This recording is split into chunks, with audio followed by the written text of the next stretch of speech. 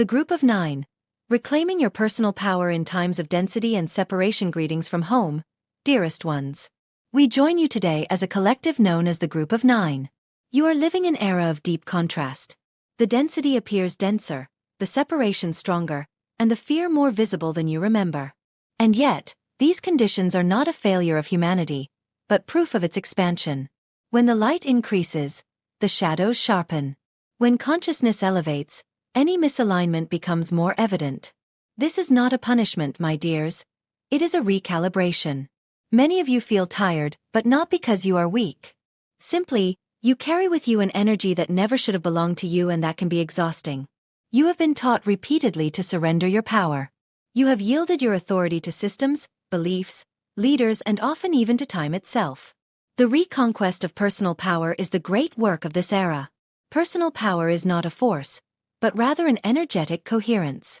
It is the moment when thoughts, emotions, body and spirit move in the same direction. And when this critical alignment occurs, the density finally loosens its grip. We wish to offer you several practical tools to reconnect with your higher self and stabilize a higher vibrational frequency. These practices are taught in our Light Master course. Tool 1. Conscious choice. In small moments your world encourages a reaction. Your soul invites a response.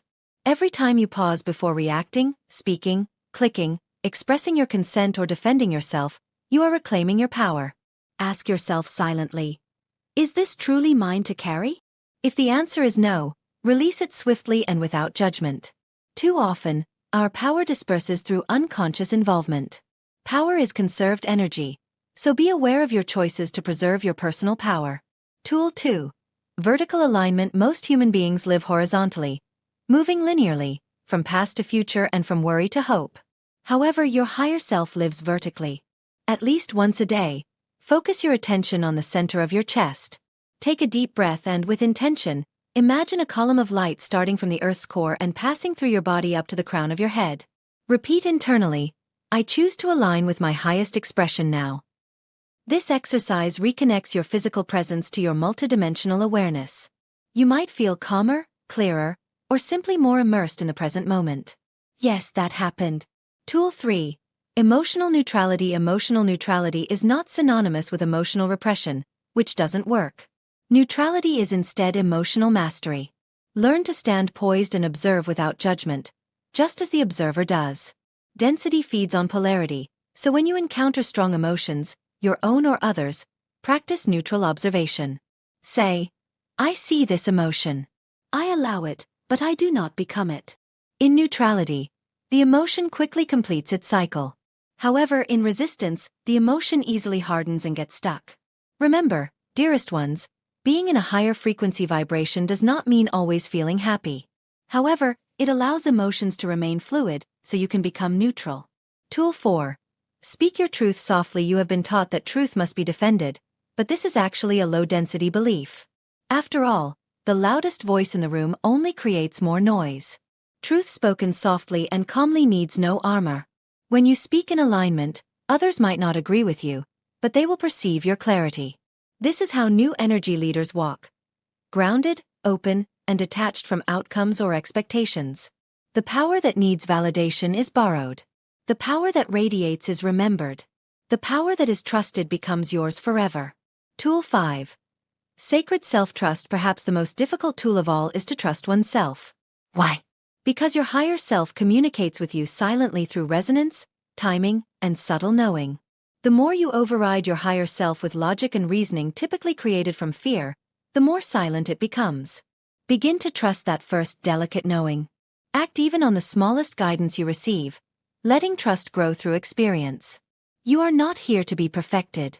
You are here to be expressed, because you are an expression of God. Dearest ones, separation is not a victory, it is surfacing now to be healed. No, you have not arrived too late. You are not lost or destroyed. You are exactly where your soul intended you to be at this precise moment. You are at a crossroads of humanity, carrying with you the frequency of remembrance. Walk cautiously. Choose consciously. Align often. And above all, remember this: your power was never taken from you. It was only waiting for your permission to return. And with that, we ask you to treat yourselves with respect, to care for one another, and to play well together. The Group of 9. Aquarius/Cetacean Awakening Dearest Ones. At this moment of planetary liberation, there is a massive Aquarius/Cetacean awakening on our planet. Souls who are part of the new crystalline races that have incarnated on the planet, as a group, with their 12th dimensional blueprint already activated, for the purpose of actively participating in the seeding and restoration of our 3D Earth. These races began incarnating in the 80s, having a massive descent in the 2000s, preparing for the transition we are finally experiencing now. These souls are ardent in their purpose, working in groups to anchor the new 13th dimensional crystalline fabric that connects us to other universal portals, and they are not defined by time or space, because they operate simultaneously. They know their mission, their essence and their unique blueprint and know where to anchor it, with grace, love and respect, to bring the change they came to seed on Earth. Some of you are awakening in groups, as I have been able to observe in many of my sessions, while others are newborns or small children, who will have an important mission as a group consciousness around 2033 and 2044. Everything is divinely orchestrated to help our planet in its complete separation from the old Earth. My guides have emphasized the importance of these souls' mission to anchor freedom, restore Earth's original blueprint and bring renewal to all they touch through their essence, helping to spread more joy, neutralizing dislove and disconnection that have persisted on our planet for many years. Many of you believe you don't have a mission or that your mission isn't evolving as it should. Your most important and precious mission, if you are conscious parents, is to raise your children in a way that allows them to be who they are. As the guides often state, there is no greater mission than this. Then, at divine timing, your personal mission will evolve, because it is never about our timing, but God's timing. Learn to see your value, your merit as a soul and a conscious parent, because not everyone is ready to be the master these souls need to develop their true potential. Often, many of you do not see the wonderful roles and mission you have, because you are too focused on comparing yourself to others or finding another mission you think is better, losing the many gifts you already possess in the present moment. This Aquarius portal, through which many souls will come onto planet Earth, is formed by Pluto, the Sun, Mercury and Mars, which will later enter Aquarius, and by Neptune on January 26th, which will move into Aries and abandon the waters of Pisces, which represents the sign in our skies of the enormous change underway at a planetary level, a change that many of you are supporting in their unique and precious way. A passage that will culminate on February 17th with the annular new moon solar eclipse at 28 degrees in Aquarius, seeding the new Earth for those ready to embody this frequency.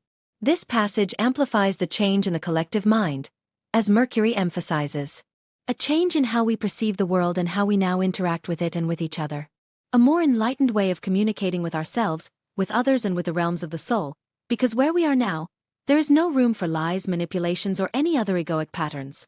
There is only equality, love and compassion for all. A new cycle where love, coherence, integrity and unconditional love prevail, as they are essential to navigating our new reality, learning to love from the soul, not from the ego, to create harmonious relationships and co-creations that are in service to all.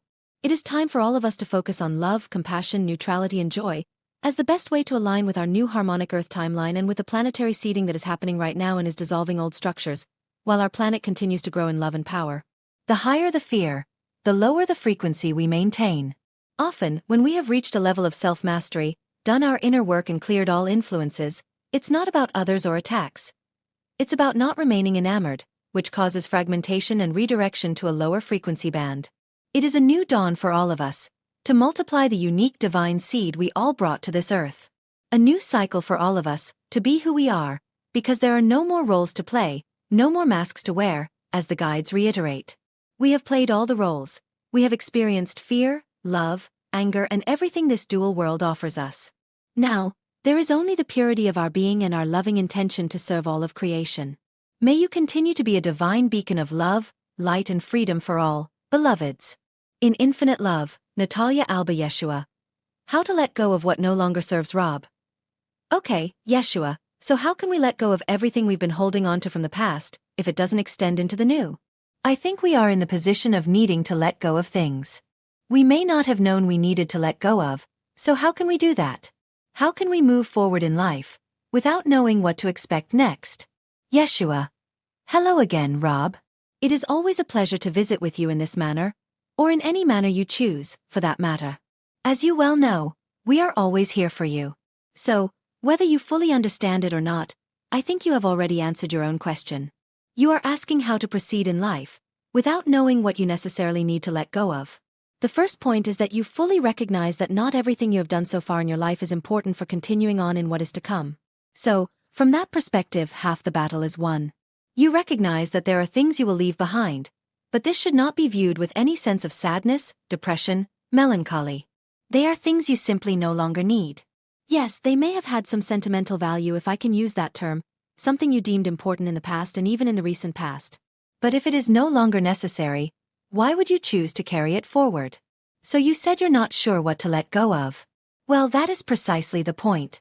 When it becomes clear to you that it is no longer necessary, that it no longer serves the purpose you once thought it had, then just let it go. Rob, you have this vision of carrying a heavy suitcase, a bag full of things you don't need for the journey you are about to take. Why are you carrying it? Set it down. Just let it go. It should not carry sadness with it. If you don't need it, why would you be sad to leave it behind? It is simply what it is. It is something you no longer need. This doesn't mean others don't need it, whatever that object or belief is. But for you, for where you are right now, just ask yourself, is it necessary? Why am I clinging to it? What is the belief driving me to think I must carry it? Is it a belief about how others should behave? Every day, Rob, you realize that any expectation you have about how others should behave is not entirely a fruitful exercise. Very often you find they do not meet your expectations, but those are exactly that, your expectations.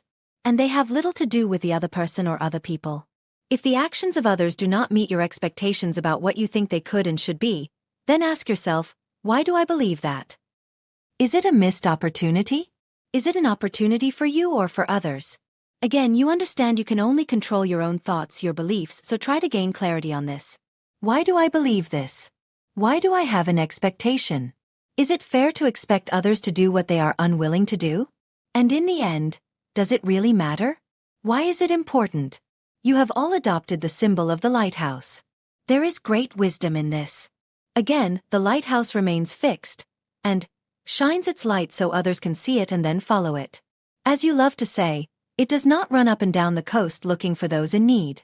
It simply remains fixed in its prominent place. It will be others who find you, those who need to. You are doing great. Don't worry about who you are reaching and how many people.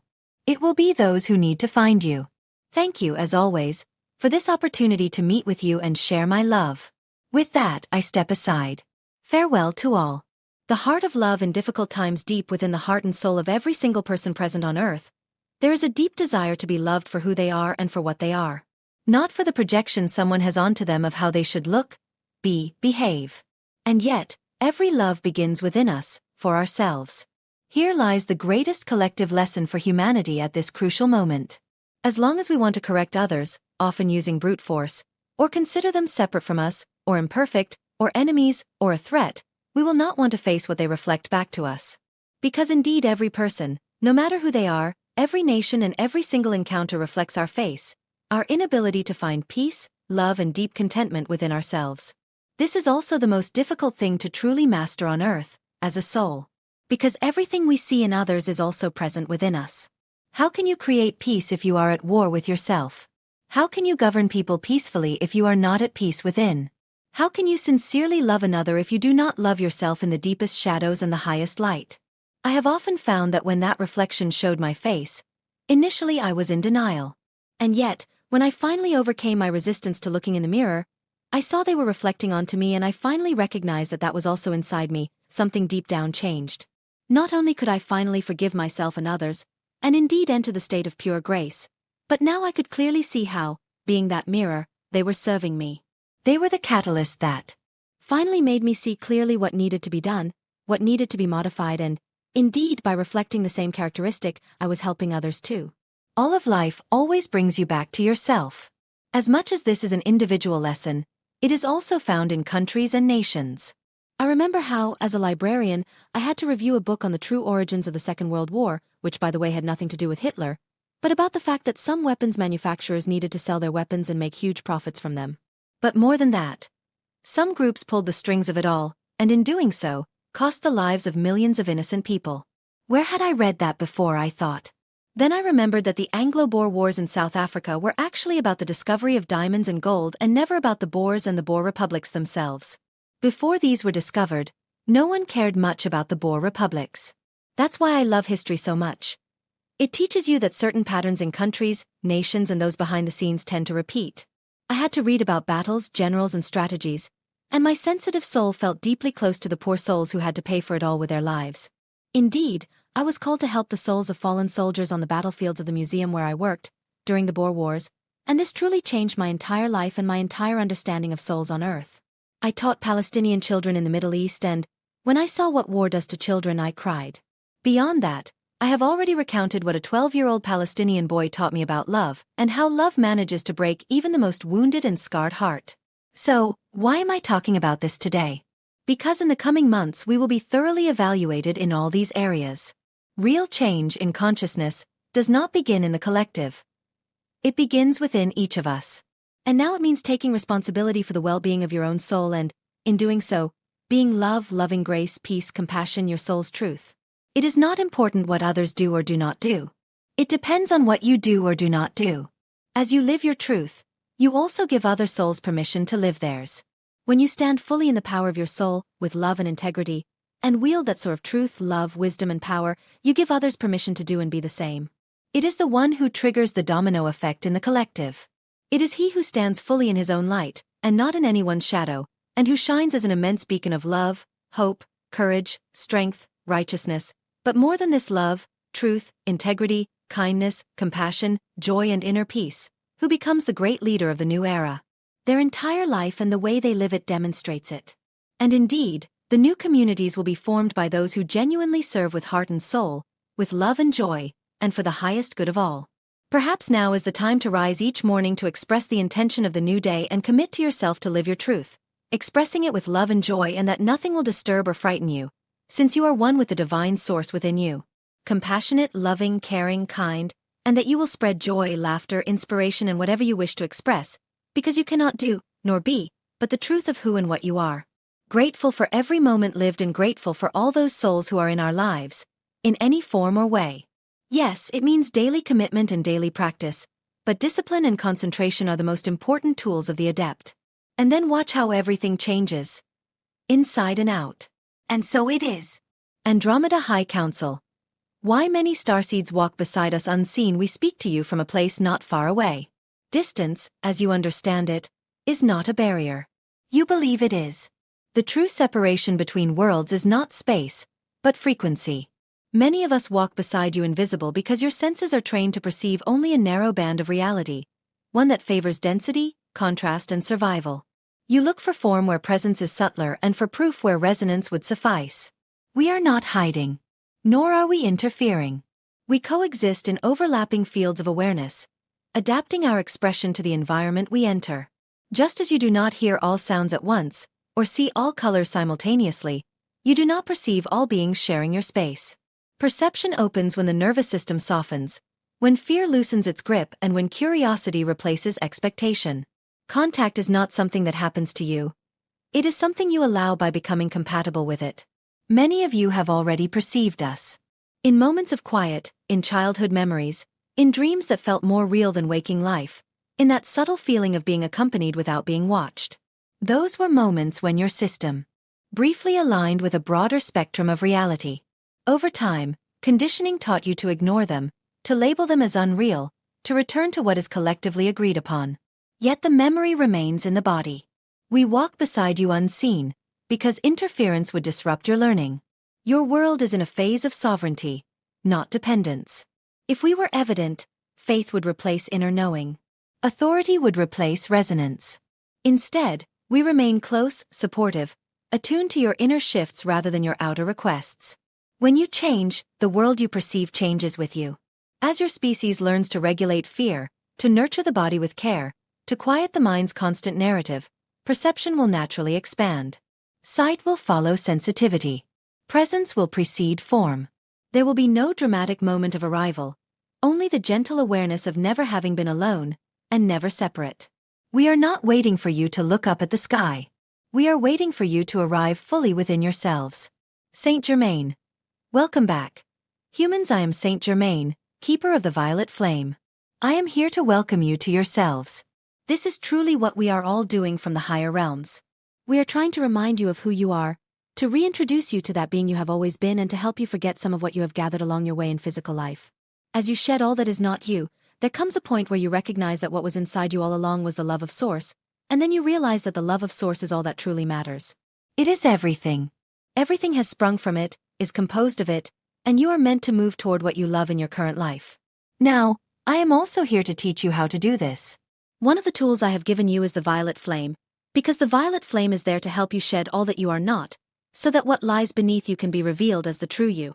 And the violet flame is also the physical representation, if you can call it that, of the love of Source energy, the essence of what Source is. So, you want to work with the violet flame to come back home to who and what you truly are. It will also help inspire you to go toward what you truly love.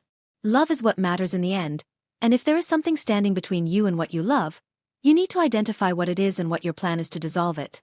Usually it's just a thought or a belief, and if you believe it's a more solid obstacle than either, then you need to recognize that you were the one who put the obstacle there, and you put it there for your personal reasons, and you can discover what those reasons are before attempting to dissolve it using the violet flame. You should discover these kinds of beliefs, negative thoughts and limiting ideas as you go along in your life experience. You should educate yourself about what you have gathered along your way that does not serve you and does not belong to you.